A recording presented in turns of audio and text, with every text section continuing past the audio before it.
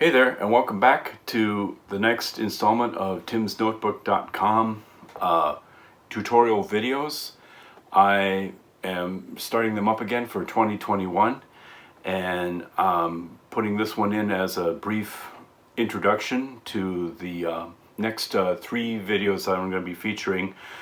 Originally I was going to do all of them in one video where we talk about pencils, inks, and colors.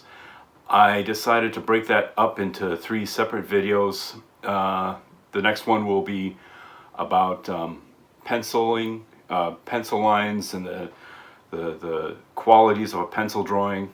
They have like nuance and shading and gradation and kind of a fine sensibility to them, and how you need to steer away from that and steer more towards contrast and whites and blacks, and turning it into looking more like an ink drawing.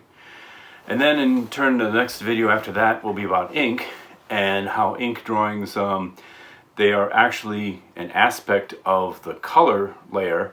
When you think about color as, you know, black, white, blue, yellow, red, the aspect of the blacks operate like part of the color palette in its totality. And then finally, color, which actually has a purpose, and you'd be surprised, the purpose of color is to drive the story forward. So I'm looking forward to getting more into detail about all three of those aspects in the three videos coming up.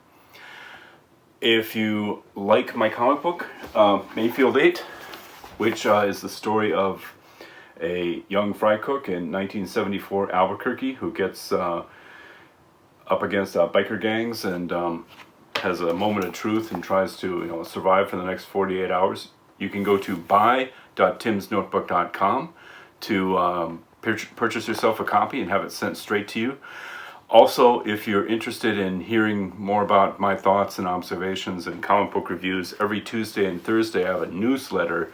You can subscribe to that too, and that's simply like it sounds, subscribe.timsnotebook.com.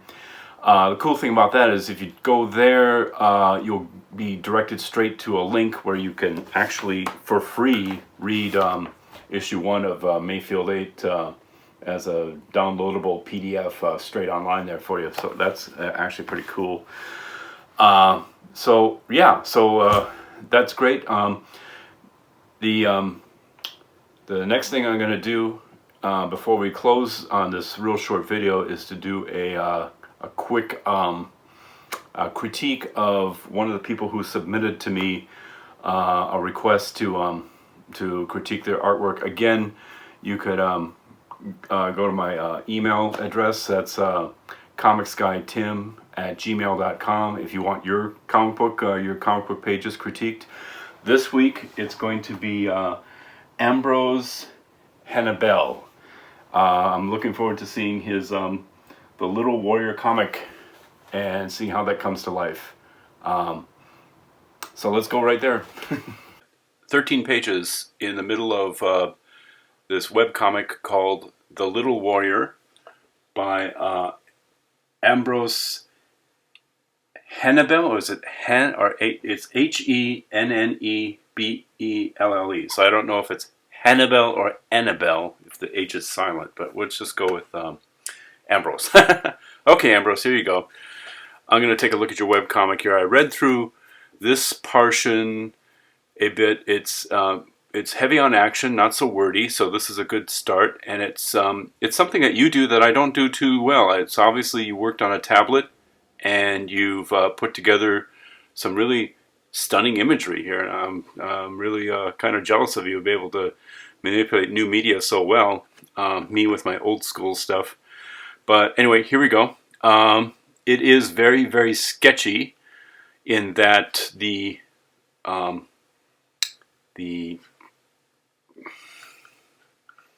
gutters here, the separations are sometimes gone. They're just like sketches. They're kind of laid in there.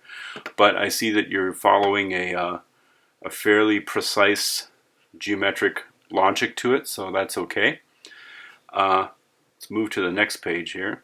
So anyway, we got a warrior. he just squeezed through some rocks, and now he's in this new setting, this new countryside, and he's looking around, and the first thing he sees is a previous warrior or person who did not succeed in this land is the skeleton. And he goes, seems like the right place. And moving along, okay, a good sequential, left to right. The feet are moving towards the right in the direction of the reed.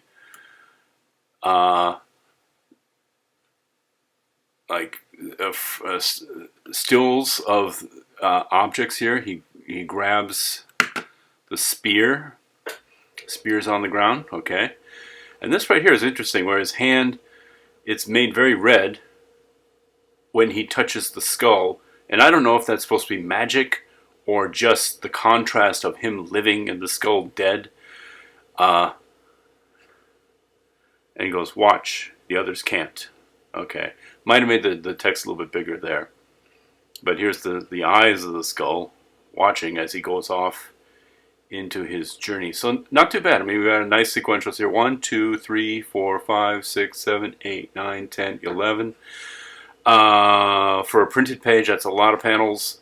For a webcomic, I don't know. It's just the standard is usually 6 to 7. Let's go to the next page here. Okay. So he's scouting around. Again, I wonder why he has his helmet on. If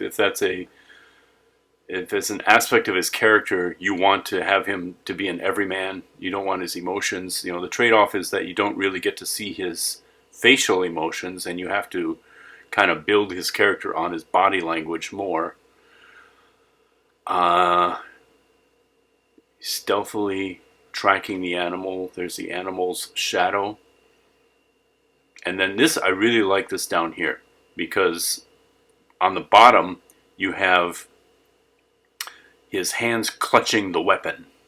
And this really literally anchors the whole page in this very grim, firm resolve that he's going to do something with the animal. And the red, again, kind of foreshadowing his lust, his need to eat, his need to hunt and kill the animal for food, because it doesn't look like there's anything else to eat around there. That's going to be it. And let's move on. Next page. Okay. More stealthiness, searching for the animal. So far, I don't really see any problems with this. I really can read it well. It's just him and the animal, so I don't, in terms of pacing, we're pretty much just on one subject.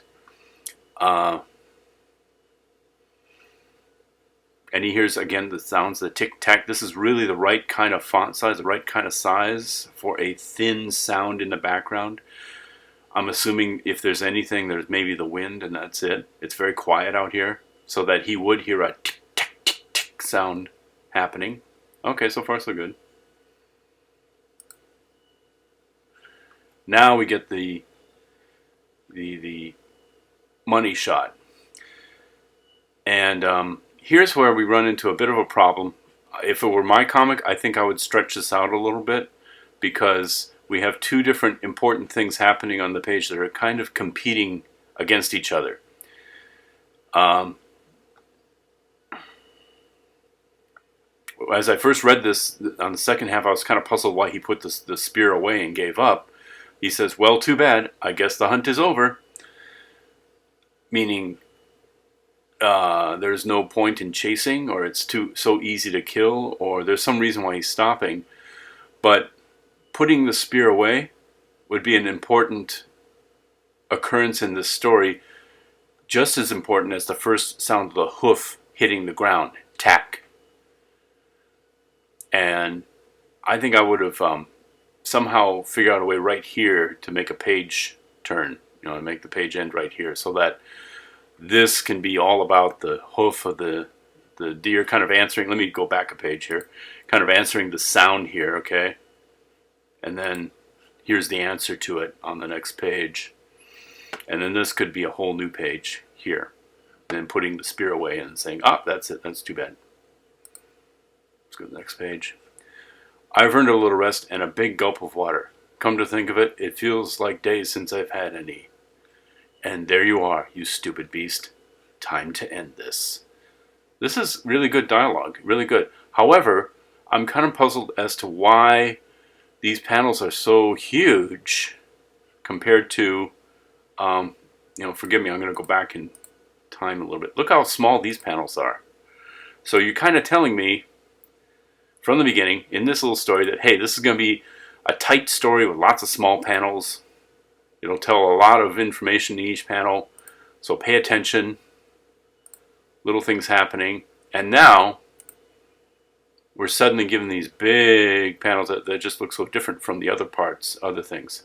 And is this a big change in the story, that taking the rest, relaxation? Maybe, but it just doesn't seem to me like there's that reason. And I now just noticed that there's the deer right here. So I think I would have mixed this up a little bit. Like I said, maybe if let the money shot be the hooves, big giant panel for the hooves, and then somehow, take this page and stretch it out a little bit. And I'm saying, like, next time, don't go in and restructure this whole thing just because of my critique. But but think about this for next time. Like, you do have the nice answer here at the bottom of the page here, but if this page were stretched out a little more and been part of this page, and then right here, the cutoff, then you wouldn't have been forced to make big giant panels to kind of fill out the story. And that's kind of what I'm suspecting here, because it doesn't seem like a huge twist in the plot yet. In this, I think this is a fail. It took me 3 times to finally see this. This is supposed to be the quest of the hunt. This is supposed to be the object of his quarry, okay? And it took me a while to really see that. And I don't know how you'd fix that. Try maybe more, instead of a cinematography trick of the light, where he's glowing, maybe something more about the composition of the page. The way you did it in the beginning, where it was this really nice vast panorama, Ambrose. That I don't think that really works too well. Unless you redrew this guy, this elk, with maybe glowing eyes and with a real forbidding kind of look to him, like he's actually quite dangerous, and the knight doesn't know about this yet. He's got his back turned to him. Just anything where you can see him a little more, because right now I completely missed him, like on the 2 times I read through this. And just now during the critique I see it, so that would be a fail. Okay, this is a really cool action, just throwing that fucker straight at the quarry. And now it makes sense to me now, because I was wondering what the hell he was doing, because I didn't see the deer in the first page. And with this strike, I'm finally free. Okay. Free, well, maybe it's more about if you kill the animal, then you go to the next dimension. I don't know. I would think maybe he kills the animal so he can eat, but go to next. And then, this I like a lot. These 4 panels up here, where we go down, smaller, smaller, smaller, reducing our hero to a mere silhouette in a dark background. And this is pretty bold to take the background and to kick it out of context, because we're in a very desolate blue kind of background, and this is his emotion more, kind of like you did with the hand before, his emotion turning dark, and you see the result of his object. And then this is a good trick in comic books that everybody can pick up on. If you have action that goes against the read, it oftentimes describes action that is a fail, that did not work, that held the hero back from his quest, that was the wrong direction, literally. So he threw the spear against the reed, therefore he did not succeed.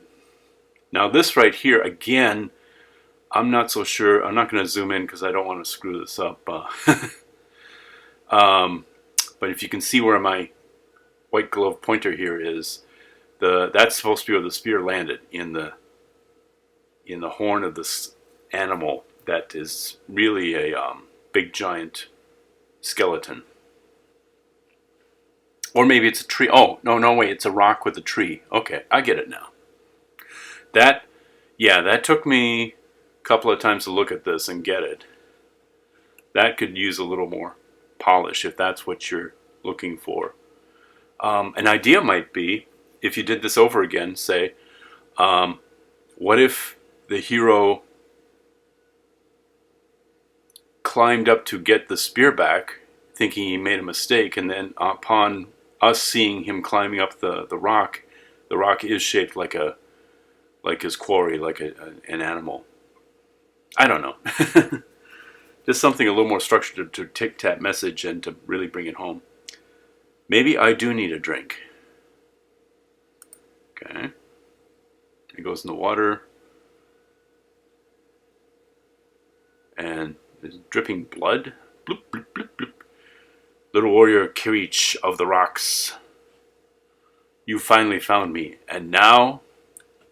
See, that's great. That really does sum up the story here, where he sees in his reflection behind him, there's the deer that he was trying to, or the animal he was trying to shoot, but it's all a big skeleton. And then he turns around, throws the sword at it, or you are forever mine, and then empty.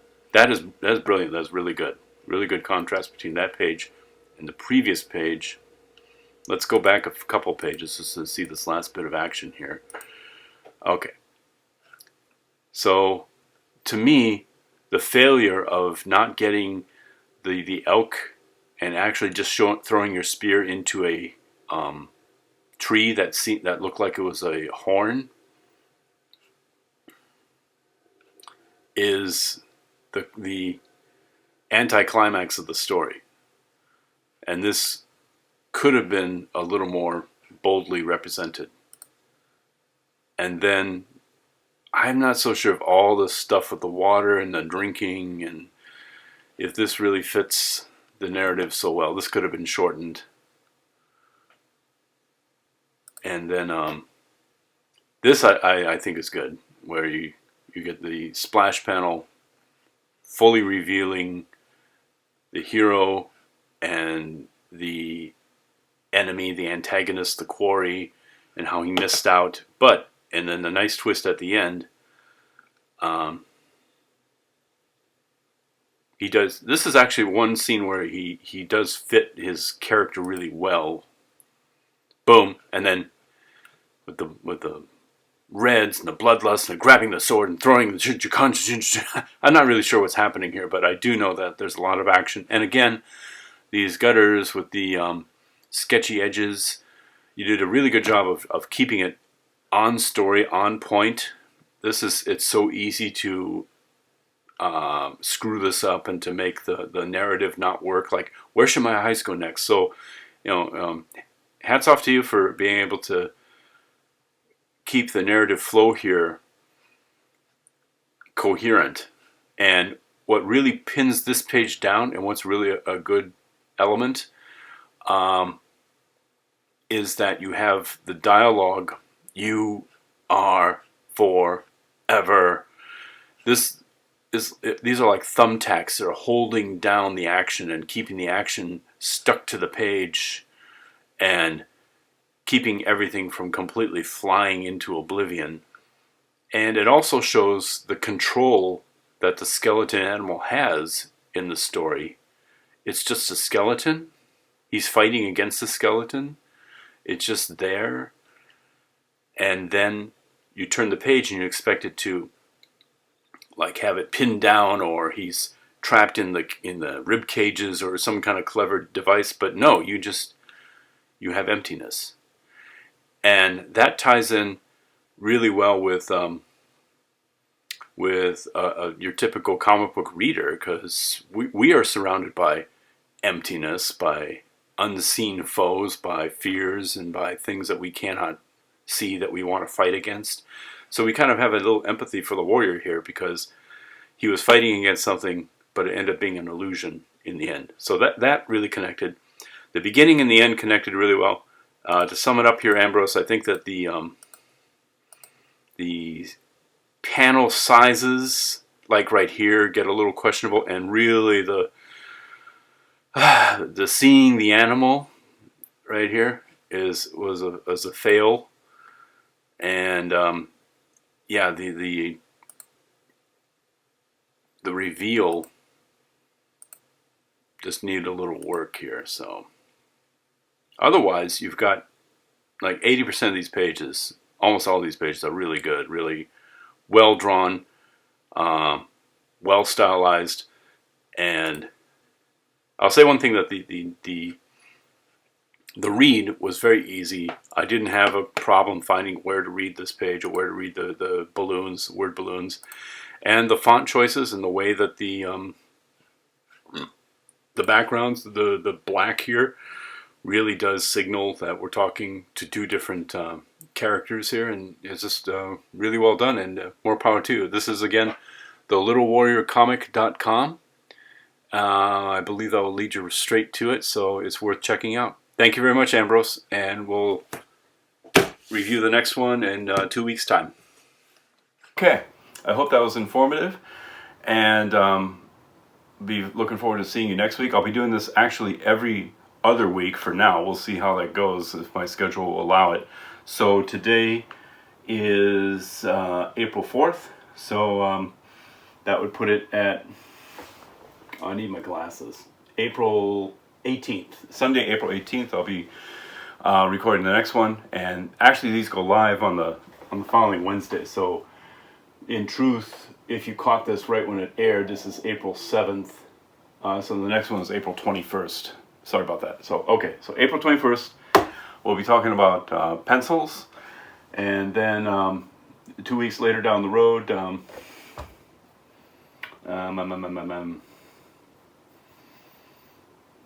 that would be May 5th. May 5th we'll be talking about inks, and then May 19th we'll be talking about colors. So subscribe to this YouTube channel and you'll get the updates, the new tutorials coming straight at you, and you have yourself a great rest of the week.